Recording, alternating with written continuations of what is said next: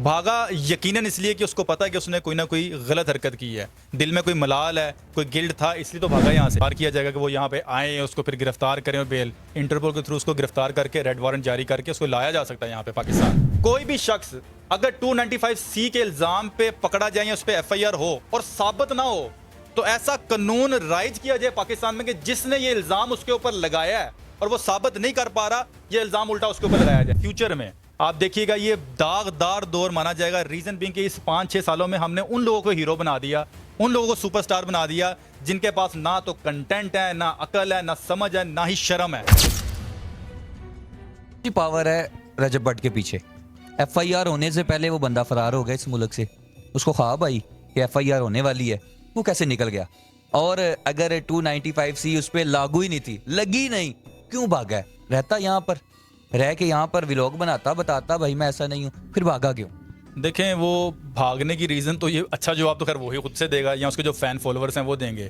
Power उसके पीछे कौन है? मेरा नहीं ख्याल कोई ऐसी पावर है कि जो उसको सपोर्ट कर रही होगी इस मैटर पे। तकरीबन सबका दिल बुरा हो चुका होगा अगर उसने वही बात के साबित होता है इसके ऊपर। भागा यकीनन इसलिए कि उसको पता है कि उसने कोई ना कोई गलत हरकत की है, दिल में कोई मलाल है, कोई गिल्ट था, इसलिए तो भागा यहाँ से। अगर उसको था कि वो श्योर है कि वो बिल्कुल उसने कोई ऐसा जुर्म नहीं किया तो उसके पास तो बहुत बड़ी पावर है सोशल मीडिया की। वो आए वहां जाके सबको एंगेज करे और साबित करे कि उसने ये जुर्म नहीं किया। भागने का मकसद, भागना कभी भी कोई हल किसी मुश्किल मुसीबत का नहीं होता। भागा सिर्फ वो इसलिए कि उसको शायद नजर आ गया कि उसने जो हरकत की है वो गलत थी, उससे दिल आजारी हुई लोगों की। अब शायद उसको समझ आ रही कि इस पे मेरी शायद जान खलासी इतनी आसानी से नहीं है, इसलिए उसने भागने में ज्यादा ही अपना फायदामंद समझा और भाग गया यहाँ से। क्या लगता है वापस आके वो बंदा अरेस्ट होगा या उसको बेल मिल जाएगी, फिर वो वापस आएगा? क्या लगता है आपको? क्या लगता है अपने से आप जरा थोड़ा बता देना। क्या लगता है वापस आते ही एयरपोर्ट से अरेस्ट कर लिया जाएगा या वहीं पे बैठ के उसकी यहाँ पे बेल हो जाएगी, फिर वापस आएगा आराम से जब ये सारा मामला थम जाएगा? सर, अगर तो ये बात प्रॉपरली इसको देखा जाए तो ज़रूरी नहीं कि वहाँ पे बैठा रहेगा और उस जनाब का इंतजार किया जाएगा कि वो यहाँ पे आए, उसको फिर गिरफ्तार करें और बेल इंटरपोल के थ्रू उसको गिरफ्तार करके रेड वारंट जारी करके उसको लाया जा सकता है यहाँ पे पाकिस्तान। और जब लाया जाए तो आपने जो बात की है ये नॉन बेलेबल ऑफेंस है, इसमें तो बेल ही नहीं है। अगर वो आ जाता है तो इसमें बेल उसकी बिल्कुल नहीं होगी, लेकिन बात फिर यही है कि साबित तो करना पड़ेगा कि उसने आया कि जुर्म किया कि नहीं किया। सर अब आ जाए इस मामले की तरफ कि जो अंडरवर्ल्ड डॉन है वो भी इस मामले के अंदर आ गए हैं। अब वो यूट्यूबर हो या कोई फेसबुक के ऊपर मामूली सा बंदा हो, कोई भी बात करे ना, अब वो पकड़ रहे हैं। वो कहते भाई तू हुण गल कीती ना, तू साडे को नहीं बचेगा। अब उनके पास वो काम नहीं रह गए। अब बीच में 295C है तो है थी, लेकिन C नहीं थी, 295 था। लेकिन इन लोगों ने मजहब की तरफ इसको लेके आ गए। और वो आपने एक मामला देखा होगा, शायद आपके हाईलाइट हुआ हो नाज़िर, एक वाकया ये भी हुआ था रेल भाई। मैं ना एक बंदों का इंटरव्यू करने गया, 2 बंदे थे, मैंने उनका इंटरव्यू किया है। और वो बंदों को मैंने पूछा भाई वो बंदे ने क्यों मारा है? कहते जी उन्हें कुरान पाक नू ना नाउज़ुबिल्लाह जलाया है, असी उन्हें कत्ल कर छड़े। अच्छा, मैंने कहा चलो ठीक है। SHO साहब कहते जी एदे ते 4 FIR ने, एदे ते 6 FIR ने। मैं कहा जी किस चीज़ दियाँ? पाउडर दियाँ, दोनों थे। और क्या हुआ, मामला फिर बाद में ओपन हुआ कि वो बंदा जिसको मार दिया गया मजहब के नाम पे, उसको कहा जा रहा था जी हमारे साथ नशा बेचो, अगर नशा नहीं बेचोगे इस मामला के अंदर तो क्या आपको लगता है कि हम एज ए मुसलमान बाहर की कंट्रीज में ये कहा जाता है कि यार अब इनके किसी भी हरफ को भी छेड़ देंगे ना भाई तो ये मामला खराब होंगे। एक दफ़ा हमारा मजाक बन गया इचरा बाजार में, वो औरत जो कपड़े पहन के आई थी, अब फिर मजाक बन रहा है, मजहब का मजाक बन रहा है सोशल मीडिया के ऊपर। अगर आप इंडिया को देख लो, वो तो उनको बस सिर्फ एक पॉइंट आपका चाहिए, वो आपकी धज्जियां उड़ा रहे हैं। तो क्या लगता है हमें हर चीज़ मजहब की तरफ लेके आएंगे? देखें, मज़हब एक ऐसा सेंटीमेंट है किसी भी शख्स के लिए। मैं बचपन से मेरी यही ट्रेनिंग की जा रही है कि मैंने अपने मज़हब की हिफाजत करनी है। तो मेरी गुजारिश तो आपके मीडियम से यही है कि आप ऐसे मैटर पे आए ना, मज़हब को एंगेज करें ना। हमेशा किसी भी महफिल में बैठे हैं, 2 किस्म की बहस से आप परहेज़ करें, एक मजहबी और एक सियासी। ये दोनों ऐसी बहस है जिसका नताइज कोई ख़ास अच्छे नहीं होते, दिल आज़ारियाँ होती हैं और उसके बाद जो इसके रिजल्ट्स होते हैं वो बहुत बुरे होते हैं। तो मज़हब से रेलिवेंट कभी भी कोई बात आ जाए तो इसको आप बिल्कुल अवॉइड करें। मज़हब से रेलिवेंट किसी को भी इजाज़त नहीं है किसी किस्म का, उसमें ये बिल्कुल हसास मैटर होता है। अब आपने बात की है कि यहाँ पे देखिए इल्ज़ाम की बेस पे अभी आपने एक मिसाल भी दी है कि शख्स वो पाउडर बेच रहा खुद और लोगों को। वो मैंने आपके इंटरव्यू में कहा था, जैसे TLP का आपने जिक्र किया है, आपने जिक्र किया फ़ारूक खोखर साहब का।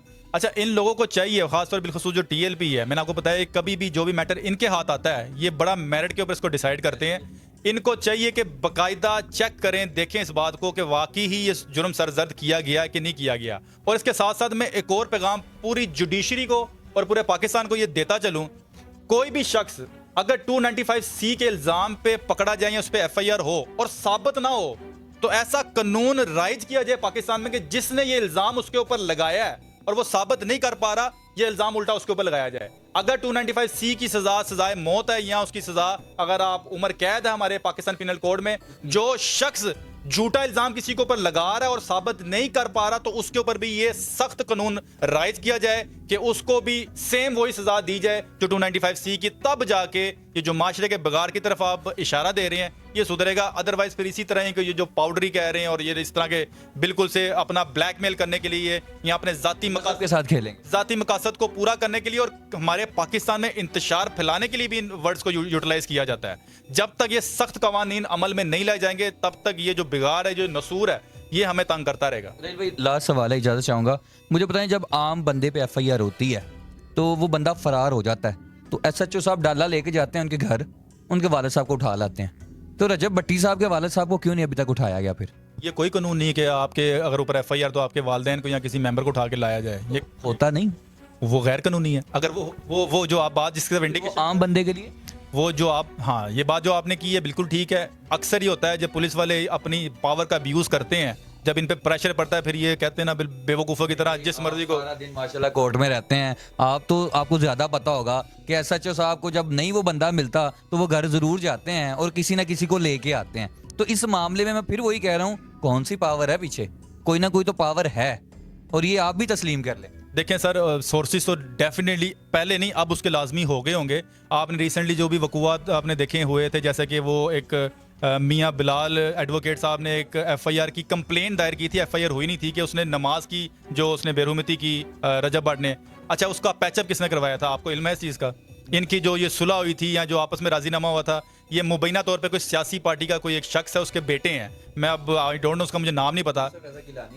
मेरे पैचअप बीच में आगे करवाया, उनके रिलेटिव थे, उन्होंने पैचअप करवाया, ठीक है, उनकी मुलाकात भी जी ठीक है। अगर आप ये नाम ले रहे हैं तो मुझे इतना इल्म था मेरे कि कोई सियासी पार्टी के कोई बड़े जो नाम है वो इसमें एंगेज थे, उन्होंने रजब भट्ट की साइड लेते हुए ये सुलह करवाई। तो आपने पूछा कौन से पीछे हाथ हैं, तो जाहिर है जब बंदा इतनी शोहरत पे पहुंच जाए, बुलंदियों पे, तो सोर्सेज तो बन ही जाते हैं, आम बंदे के बन जाते हैं। ये शख्स तो फिर कितनी ऊपर पीक पे जा चुका है। लास्ट कुछ ऑडियंस को कहना चाहते हूँ, क्योंकि आपने हमेशा ये चीज़ कही है, तो ये चीज़ लाखों नहीं करोड़ों लोग, करोड़ों व्यूज़ भी हैं उस बंदे के, और क्या फ़ायदा उस लाखों करोड़ों व्यूज़ का जो नबी पाक सल्लल्लाहु अलैहि वसल्लम की इज्जत पे खुद ही बात लेके आ जाए, ना कि उनको मिटाए, खुद ही बात लेके आ जाए। उनके लिए कोई पैगाम? मेरी तमाम नाजरीन से ना गुजारिश ये कि जब भी आप अपने सुपरस्टार नॉमिनेट करते हैं या चूज़ करते हैं ना, तो गुजारा कोई एक ना पैमाना रखें। आप लोगों ने बदकिस्मती से, मैं आपको साइम भाई आज नाजरीन को भी बताता चलूँ कि ये जो टेन्योर चल रहा है, ये 4 से 5 साल, 2025 से 5 साल बैक आप चले जाएं, ये माजी में आगे जाके फ्यूचर में आप देखिएगा ये दागदार दौर माना जाएगा। रीज़न बीइंग कि इस 5-6 सालों में हमने उन लोगों को हीरो बना दिया, उन लोगों को सुपरस्टार बना दिया जिनके पास ना तो कंटेंट है, ना अकल है, ना समझ है, ना ही शर्म है। हमने उनको उठा के सुपरस्टार बना दिया, जिसमें कसूरवार तकरीबन हम सब भी हैं। मेन स्ट्रीम मीडिया बिलखुसूस इसमें है। मैं हैरान हो गया था जब मिस्टर पतलू नामी शख्स का कोई इंटरव्यू लिया गया। आफ्ताब इकबाल ने बाकायदा दुबई में वो इंटरव्यू हुआ था, मुझे मिस्टर पतलू का पता कोई नहीं था। मैं आफ्ताब इकबाल के व्यूज़, मैं आफ्ताब इकबाल के प्रोग्राम सुनता था, तो मैं हैरान हो गया। उन्होंने बैठ के बाकायदा ग्लैमराइज करके और वजह ग्लैमराइज करके मिस्टर पतलू को बाकायदा हीरो पोर्ट्रे किया। उन्होंने कहा कि ये वो शख्सियत है, मैं आज आपको पाकिस्तानी ऐसी शख्सियत से मिलाता हूँ जिसने पता नहीं कौन से कोई रिकॉर्ड तोड़ दिए। आपको ये समझ नहीं आई, आफ्ताब इकबाल समेत जितने भी लोग हैं, कि वजह शोहरत और सोर्स ऑफ इनकम उस शख्स की क्या है, आप क्या प्रमोट कर रहे हैं। ये लोग अक्सर इंटरव्यूज में बैठ के बड़े मान से कहते हैं कि मैं तो एक जमात नहीं पढ़ी, यानी कि एजुकेशन को भी ये डी प्रमोट करते हैं और एक अजीब सा कल्चर ये प्रमोट कर रहे थे। अगर इतना ही इनका कंटेंट अच्छा तो मुंह छुपाते क्यों फिरते हैं? ये जितने भी सो कॉल्ड सुपरस्टार आप देखें आजकल की वीडियोस में इन्होंने नकाब पहने हुए हैं, सामने नहीं आते क्योंकि इनको खुद पता है कि इनका कंटेंट इस काबिल नहीं है। गलती कुताहियां नाजरीन हम सबकी खुद से है। हमें अपने हीरोज को सिलेक्ट करने का क्राइटेरिया बदलना पड़ेगा। अगर हम यही क्राइटेरिया रखेंगे कि हम इस तरह के लोगों को अपना सुपरस्टार मानेंगे और इनको हम फॉलो करेंगे और अपने बच्चों को कहेंगे कि इन जैसा बनो, तो नाजरीन आने वाला जो दौर है पाकिस्तान का, पहले ही हम लोग मुसीबत और परेशानी में है और आने वाला दौर इंतहाई बदतर हो जाएगा। तो गुजारिश ये है कि अपने हीरोज को बाकायदा स्क्रूटनाइज करके देख के चूज किया करें। ऐसे लोगों को बिल्कुल ना चूज किया करें जिनका कंटेंट माशरे में कोई भी कंट्रीब्यूशन नहीं कर रहा। नाज़रीन, ये थे रहील डार साहब हमारे साथ मौजूद। उन्होंने अपनी राय आप लोगों के सामने रखी। और इनका इंटरव्यूज़ जो पहले था वो भी चला था। इन्होंने कहा था जी सबसे पहले ज़बान को कंट्रोल कर लें, अगर वो कंट्रोल हो गई तो इससे बढ़ के इज़्ज़त मिलेगी। और एक मीम्स वो चल रहा है कि सारा जहां जो है एक बंदे को गिराने पे लग गया। याद रखिएगा नबी पाक सल्लल्लाहु अलैहि वसल्लम की इज़्ज़त से बढ़ के कोई भी नहीं है। रजब भट्ट मेरी जूती पे है अगर उस बंदे ने ये काम किया है। उसके अलावा दुनिया का कोई भी शख्स होगा तो हमारे लिए सबसे पहले काबिल इज्जत काबिल एहतराम हमारे लिए वो हस्ती है, उसके अलावा कुछ भी नहीं है। आपने और मैंने अपनी अपनी कब्र में जाना है, क्यों किसी पे उंगली उठाएं। लेकिन राय जो है वो आप लोगों के सामने रख दी है। आपने इस वीडियो को ज़्यादा से ज़्यादा शेयर करना है और कमेंट बॉक्स में अपनी राय भी लाजमी दे दीजिएगा। एवं ही ना बस है देखिया तो बस कमेंट कर दो जी रजब भट्ट जी असी तुहाडे नाल हां, बाद जो नज़र तुसी कोई नहीं आंदे। अपना ख्याल रखें, अपने मेज़बान को इजाज़त दें। अल्लाह निगहबान।